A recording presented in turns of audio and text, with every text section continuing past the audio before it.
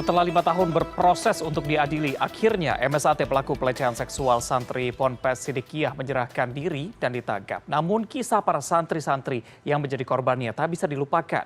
Berikut liputan koresponden CNN Indonesia Eka Rima yang mengawal kasus ini sejak 2019.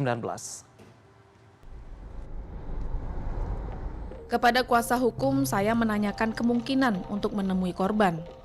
Untuk melindungi identitasnya, saya menyebutnya sebagai korban satu. Demi keamanan, korban satu tidak tinggal bersama orang tuanya. Berdasarkan keterangan orang tua korban, orang-orang suruhan tersangka kerap mendatangi kediaman korban. Mereka mendesak korban agar mencabut laporan polisi dan menerima penyelesaian yang mereka tawarkan. Kepada saya, korban satu mengatakan upaya hukum yang ia tempuh adalah bagian dari ikhtiar agar peristiwa serupa tidak menimpa santri lain.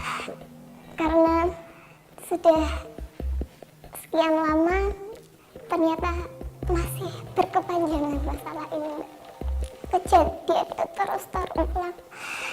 Saya ngerasa miris.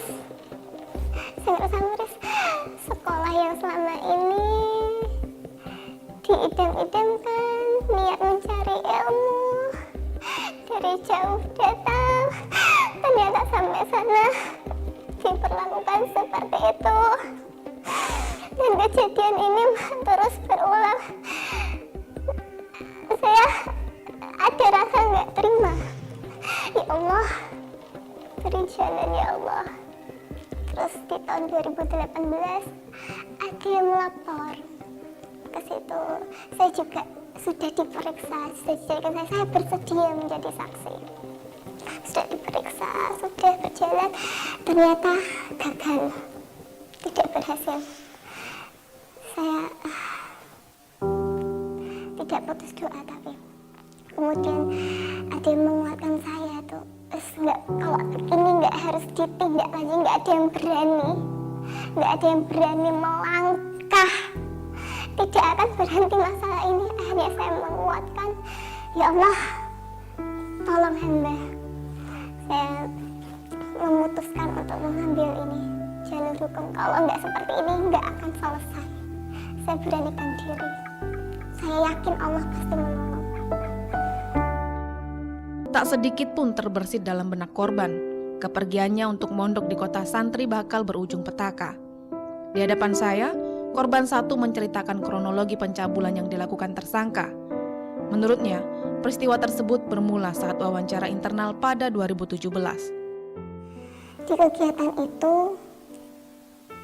memakai ilmu metafakta, mereka mengistilahkan. Metafakta itu katanya tidak bisa dijelaskan menggunakan akal.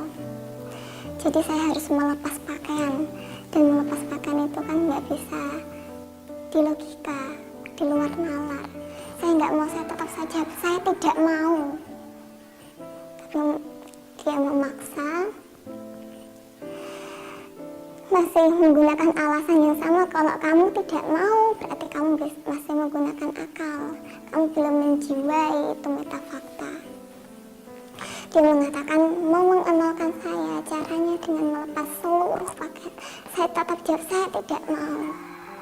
Saya tidak paham nol apa yang dimaksud. Saya tidak paham juga maksudnya metafakta itu bagaimana. Intinya tidak bisa digunakan akal. Saya harus menjiwai itu. Sampai dia menunggu lama, sekali lama dia menunggu. Saya tetap tidak berkenan. Dia menyuruh saya lagi dengan alasannya sama. Di situ saya merasa tertekan, saya merasa ngawang. Saya merasa ngawang.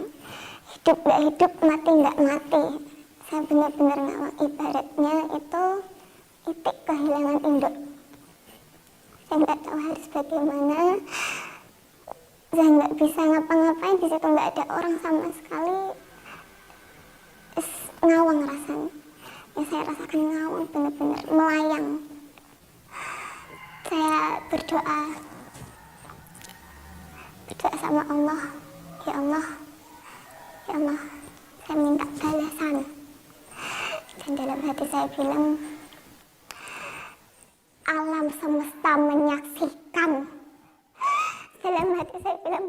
alam semesta menyaksikan. Meskipun tidak ada orang di situ, alam semesta menyaksikan. Saya yakin alam akan membalas. Saya itu.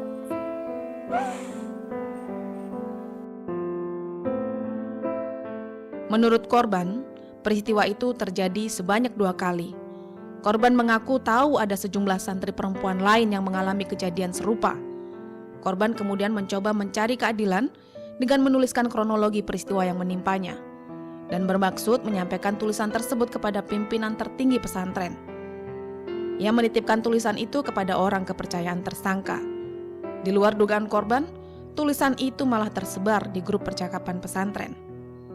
Di tengah kecemasannya, 2 pekan kemudian sejumlah pria mendatangi asrama dan memaksa korban membuat surat pernyataan yang berisi pengakuan bersalah dan permohonan maaf. Terus mereka bilang kalau saya itu penyebar fitnah. Mengatakan bahwa apa yang saya tulis itu fitnah. Saya sampaikan, saya tidak menulis fitnah. Itu asli, nyata terjadi kepada saya. Mereka tetap memaksa, tetap menyatakan bahwa saya penyebar fitnah. Saya sampaikan, fitnah dari mana? Kalau memang itu fitnah dari mana? Itu real kejadian yang saya alami. Di situ sampai saya nangis. Saya juga bilang ke mereka, ke bapak-bapak itu, saya sampaikan ke mereka. Bagaimana kalau kamu mempunyai anak perempuan? Kamu mempunyai anak dan kamu mengalami hal yang sama seperti orang tua saya. Anak kamu diperlakukan seperti itu. Bagaimana perasaanmu sebagai orang tua? Apa yang kamu lakukan? Apa kamu menyuruh anakmu mau menulis surat pernyataan bahwa dia itu salah? Kenyataannya dia yang teraniaya. Bagaimana perasaanmu? Saya sampaikan ke mereka. Mereka tidak bisa menjawab. Tetap memaksa saya, tetap menyuruh saya menulis surat bahwa saya bersalah. Saya tidak merasa salah, saya tidak mau menulis. Saya jawab seperti itu. Masih ada korban selain korban 1, tetapi saya tidak berhasil bertemu korban 2.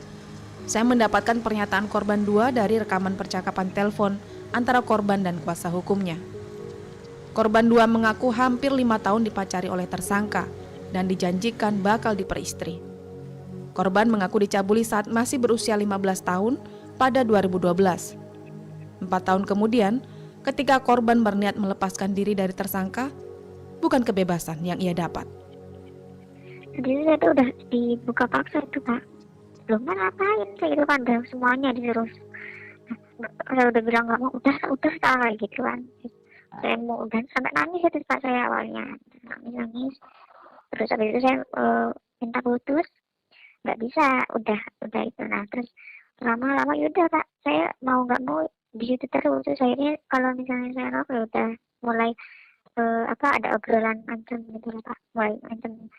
Kalau nggak salah itu udah mulai bawa keluarga, terus katanya seolah-olah dia tuh kayak punya ilmu yang dia itu gimana ya, punya ilmu soalnya dia tuh ini loh, sampai tangannya dia tuh genggam gitu. Bapak jenenge wong tua mau lu Pak itu mungkin bisa Pak apa ya Pak, saya itu lupa kata-kata itu kayak dikotak gitu loh, nanti hancur gitu di hotel. Nah terus kan perjanjiannya kan kudu nuruti apa karepku gitu kan, aku udah tanggung jawab nanggonku kayak gitu. Ya udah.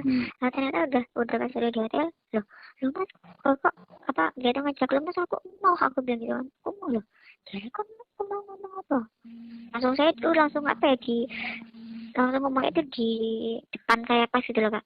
Loh kok jadi ayo pengen tahu mana ya kayak gitu loh Pak, pengen ajar mana gitu. Nyiksa benar ya. Nah ya udah ya Pak, ya saya mau nggak mau udah itu sama dia main bertiga udah. Jadi itu saya udah mulai nangis, saya nangis kok gini, aku bilang gitu. Korban 2 mencoba mencari perlindungan. Ia jatuh hati pada salah seorang santri di ponpes tersebut dan memohon bantuan kepada santri tersebut untuk membantunya lepas dari tersangka. Tetapi upaya korban diketahui tersangka. Menurut korban, ia kemudian dijemput paksa oleh orang suruhan tersangka dan dibawa ke sebuah tempat yang disebut Puri. Berarti belum selesai langsung saya digeret ke dalam gitu Pak. Cakro itu langsung saya ditendang, dipukulin lagi. Itu sampai saya itu kan di sana kan di Cokro kan banyak jendela-jendela gitu kan Pak.